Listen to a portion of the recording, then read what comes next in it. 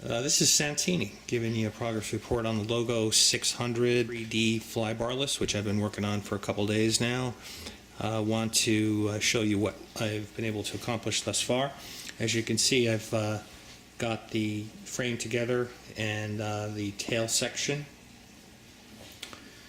Tail section is totally installed. I still need to do the anti-static, but I have at least the initial piece on there. I left the tail piece here, tail box, rather loose, so I did not set this up, and I inserted the boom all the way into the base completely, and then from there adjusted this back a little bit to get belt tension. And I think I actually have pretty good belt tension on here, which might be good, but I just wanted to really note the placement of where the boom is relative to the clamp that grasps it.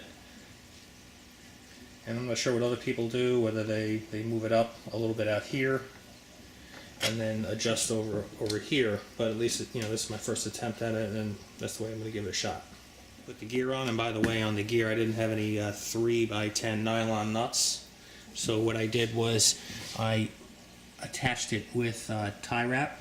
You can see the tie wrap on there. It goes right through the hole in the bottom of the skid, and it's on there very tightly. I'm not going to pick it up just because I have the batteries and electronics on here, but those skids aren't going anywhere. They are completely tight, and I'm confident that if I took a good hit that they would snap before I would lose the frame. On the back here there's two tie wraps, one that goes sort of underneath and around, and then that's caught by another tie wrap that goes around the frame here. In terms of electronics, I have an HV80 from Castle Creations, and I've laid out where my electronics are going to go.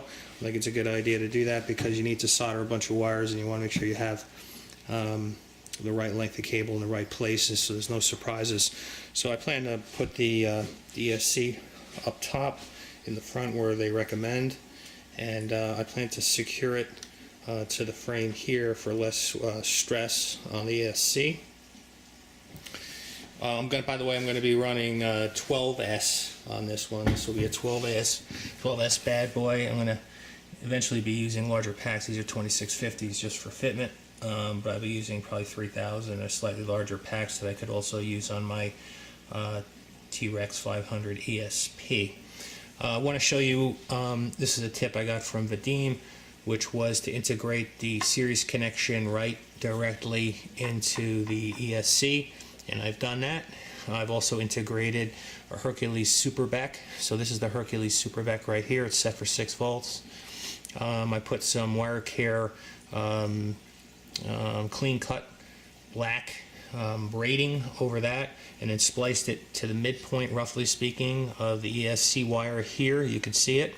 So the connection, as just sort of to show you my wiring in case you're interested in this, is I have the black from the ESC coming out into a series connection. You can see, let's start with the red first of all, with the power. The power from the ESC is right here where my thumb is. Then the negative to that leads around into the positive of the second connector, and the negative then comes back to the ESC on the second connector, and into each one of the leads from the coming from the battery.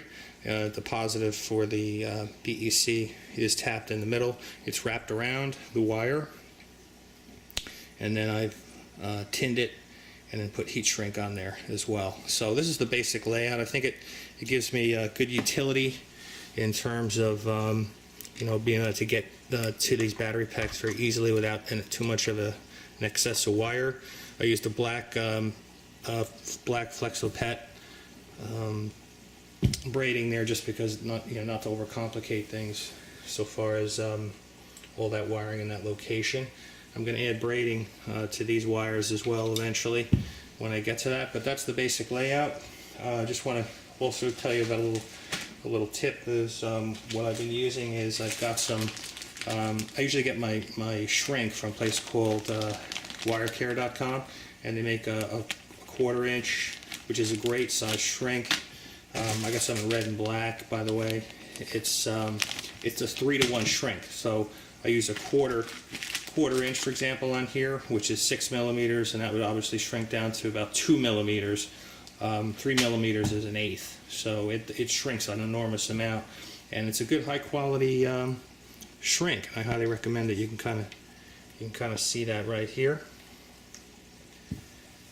And then yeah, so I have obviously an assortment here of a different kind of braiding, so reds and blues and things like that. So I'm going to figure out what's going to go on this logo eventually. Well, that's it for now. Talk to you later.